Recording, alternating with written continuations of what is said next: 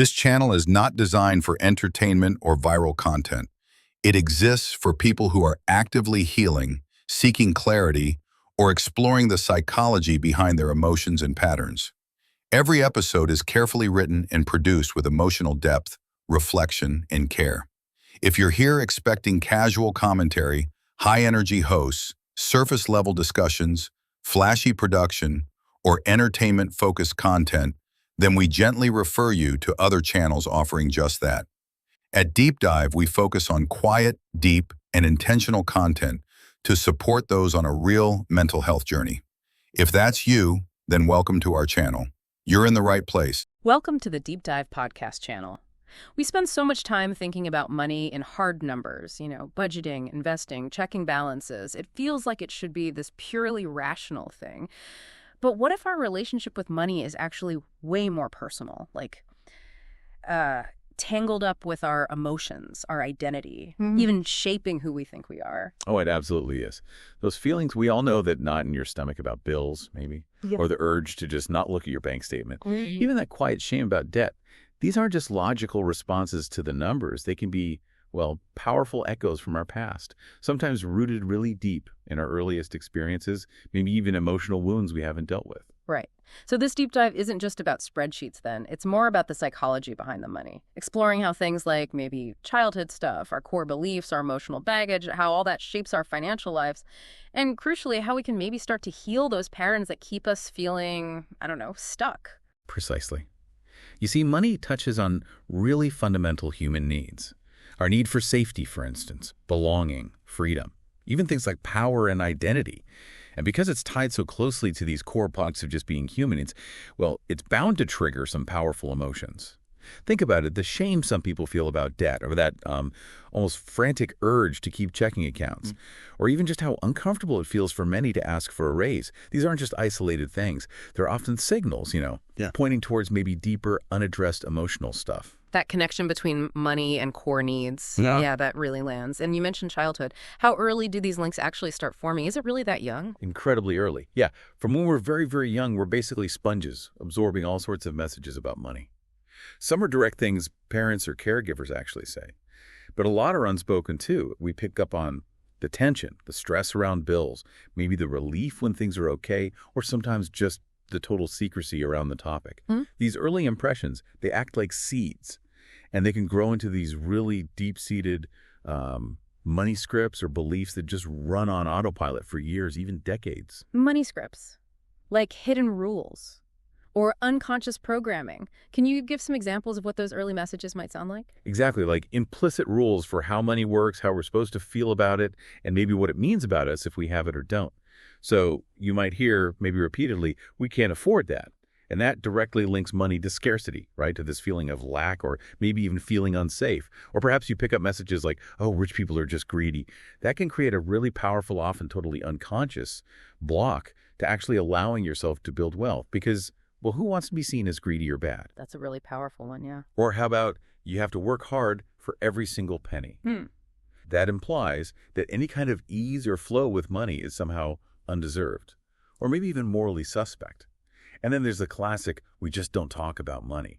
That wraps the whole subject in this blanket of shame and secrecy, which makes it incredibly hard to learn about it or ask for help later in life. And it's often not like our parents or caregivers were trying to install these limiting beliefs, right? They were probably just passing on what they learned or, reacting to their own stresses. Absolutely. That's usually the case. Caregivers, even with the best intentions, they often pass down their own anxieties about money, their fears, their patterns of maybe secrecy or avoidance, especially if they had their own struggles or instability around it. For a child, their brain is just making connections rapidly. It doesn't process this stuff logically. It creates what psychologists sometimes call associative wiring. It links the feeling, the stress, the fear, the shame directly to the idea of money itself. It's like an emotional imprint gets left. Okay, so that lays the groundwork. But what about when things were even tougher? Like, say, a really unpredictable childhood or maybe actual trauma. How does that layer onto our relationship with money? Right, that adds a whole other dimension of complexity. If your early environment felt fundamentally unsafe or maybe chaotic, your nervous system learned very effectively to prioritize immediate survival above everything else. And this kind of ingrained survival mode, it often shows up later in adulthood through behaviors that might seem totally counterproductive to financial health. But at their core, they were protective strategies that made sense back then, in a time of deep uncertainty. Okay, so what might those survival behaviors look like when they play out with money? Well, you might see a strong tendency towards impulsivity. Like spending money might be a way to feel a brief sense of control, or maybe even to numb difficult feelings. There can also be this really intense fear of budgeting, or even just looking at bank statements.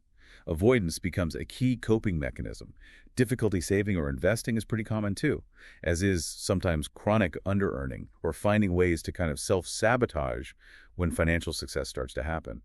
The really key thing to grasp here is that these aren't character flaws. They aren't signs of being bad with money. They were adaptations that made sense when just feeling safe was the #1 priority. That completely reframes it, doesn't it? Not as poor choices, but as survival responses carrying over. This sounds very connected to that idea of money anxiety coming from a scarcity mindset. It's exactly a scarcity mindset. And it's not just about having a low income, though it can be linked. It's more of a deeply ingrained, almost physiological sense that there will never be enough. No matter what your actual bank balance says, it's a belief system that's rooted in that fundamental feeling of lack, maybe unworthiness, and that survival fear we were just talking about. So someone could actually have, objectively enough money, but still be operating from that scarcity place. Oh, absolutely. You could be earning a perfectly good income and still feel perpetually like you're behind or like you're just one step away from disaster. Yeah. You might feel this constant need to hoard resources, just in case everything falls apart. Other signs. Intense guilt whenever you spend money, even on things you genuinely need. A feeling deep down that you don't really deserve financial stability or abundance, maybe overworking yourself to burnout, but without actually improving your financial security. Or really tightly linking your personal self-worth to your income or your net worth. Fundamentally, scarcity lives in the body, in the nervous system. It's not just about the numbers on a screen. Wow. That link to the nervous system feels really important. How does that connect to those fight, flight, or freeze responses we hear about with trauma, but applied to money situations? It maps onto it surprisingly clearly, actually. If your nervous system tends towards a fight response when money stress hits, you might become really controlling.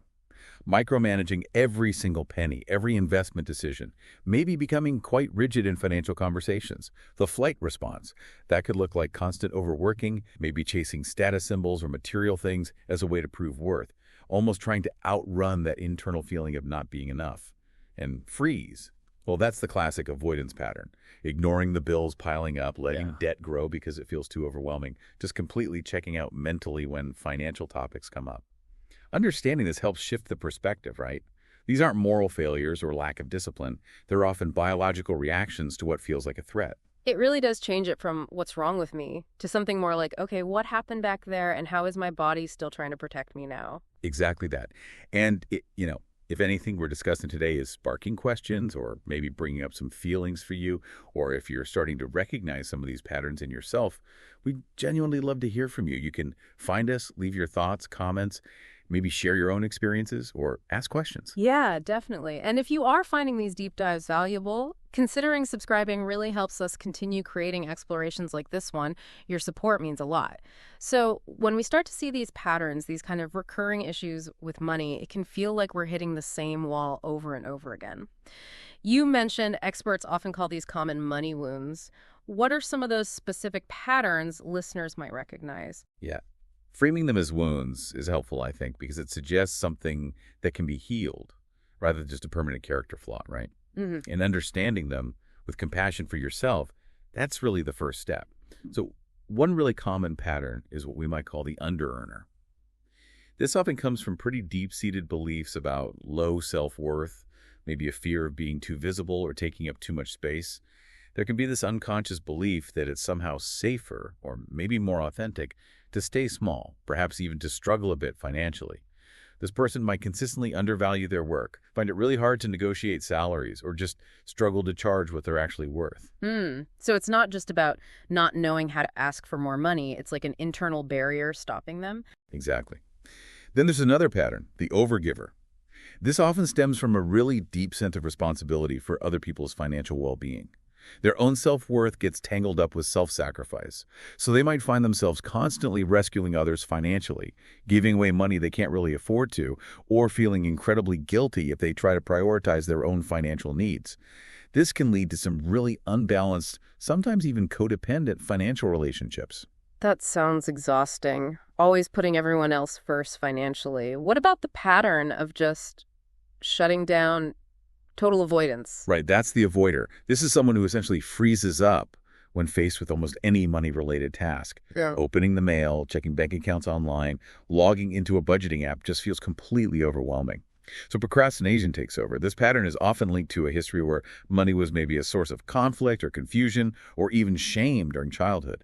So now just looking at it feels unsafe. That fear of shame. Yeah, that makes total sense as a driver for avoidance. Is there one more common pattern you see? The fourth one we see quite often is the spender-saver-swinger. This person tends to oscillate between extremes in their financial behavior. They might go through periods of impulsive, almost compulsive spending, maybe looking for temporary emotional relief or validation. But then that's followed by a hard swing into panic. Intense guilt and shame kick in, leading to periods of really rigid, fearful saving that feels more punitive than actually empowering. There's just no grounded, steady middle path. Recognizing these patterns, it really does feel like switching on a light in a dark room, doesn't it? It feels like such a crucial first step. But okay, how do we actually start to heal these deep patterns? It definitely sounds like it's about much more than just, downloading the latest budgeting app. It is, fundamentally. I mean, look, financial literacy skills are important eventually. But if the mere thought of money triggers intense fear or shame, the starting point has to be different. It has to be about creating a sense of safety first, building some internal clarity, fostering self-trust around the topic of money. You could almost call it a trauma-informed approach to personal finance. Okay, a trauma-informed approach. So, practically speaking, where would someone even begin with creating that sense of safety? You start with your body, with regulating your nervous system. Because if thinking about your finances sends you straight into fight, flight, or freeze, then no amount of logical thinking about spreadsheets is going to stick, right? So, step one is begin with regulation, not just the numbers. Before you even attempt to look at a bill or open your banking app, try a really simple grounding exercise. Like feel your feet flat on the floor. Notice your breath for a moment. Feel the support of the chair beneath you. Maybe create small, soothing rituals around these tasks. Light a candle, perhaps. Put on some calming music. Make a cup of tea. Sit somewhere comfortable. These small actions, they send a signal to your body. Hey, I'm not actually in danger right now. I can handle this. Oh, that shift. Focusing on regulation before action, that feels incredibly gentle and necessary.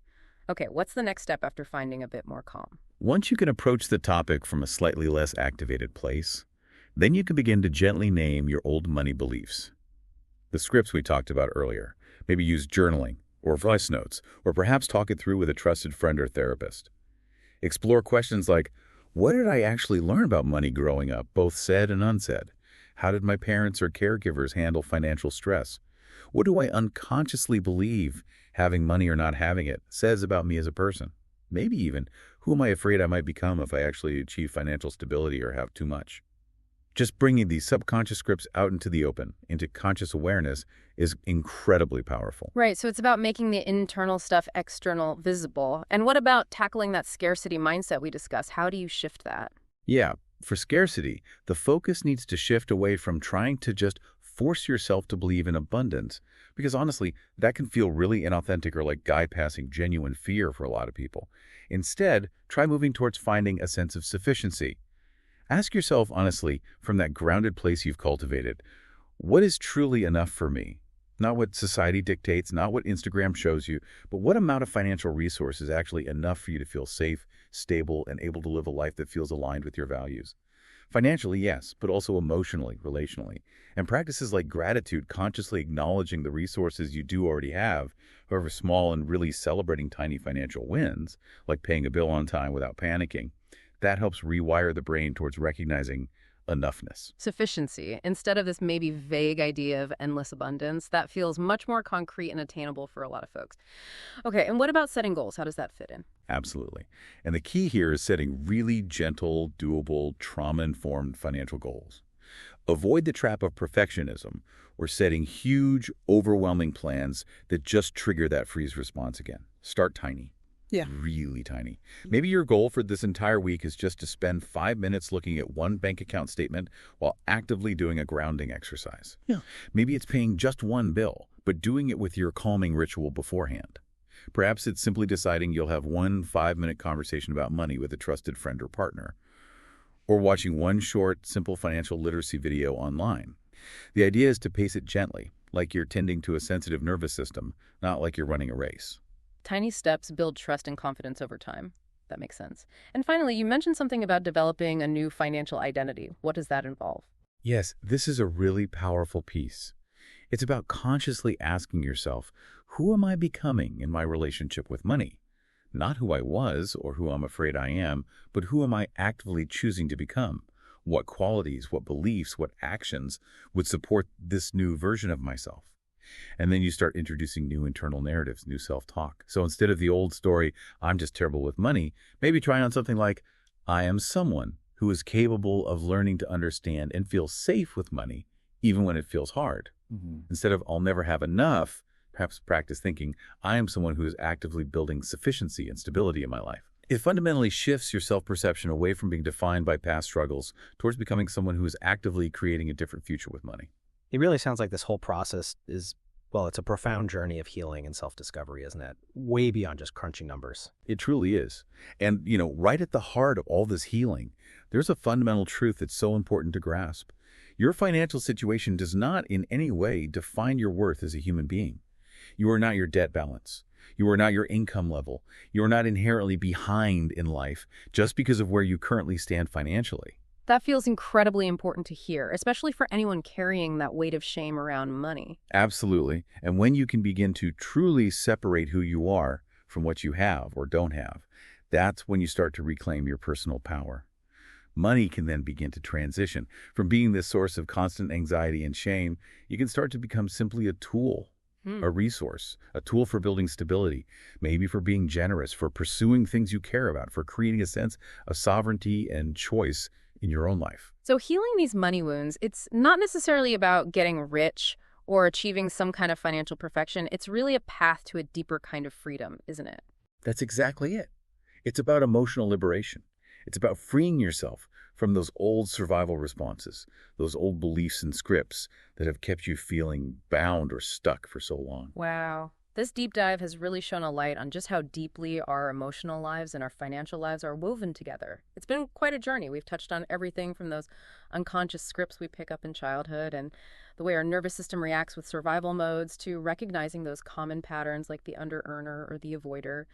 And then understanding that healing really starts with creating safety, with regulating ourselves, and then taking those gentle, intentional steps towards forging a whole new relationship with money. It feels so clear now that this is fundamentally about our emotional well-being, about our dignity as humans, not just about balancing a budget, Exactly. And maybe, just maybe, the most important takeaway from all of this is that you don't need to be perfect with money before you're worthy of starting this healing process. You don't need to somehow earn your way to feeling peace or safety around it. You really don't. It feels like the most courageous step is often just starting exactly where you are right now. Maybe just noticing the feelings that come up when you even think about money. Allowing yourself to breathe through any discomfort or shame that arises. And then perhaps choosing just one tiny new action, something small that honors the future relationship with money you actually want to build. Yeah. Whether that's deciding, okay, this week I'll look at one bill, but I'll ask a friend to sit with me while I do it. Or maybe it's journaling for just 5 minutes about one of those old money beliefs we talked about. Or maybe it's literally just taking 3 deep conscious breaths before you open your banking app next time. Every single small step forward is progress. This isn't about rigid rules first. It's not about spreadsheets first.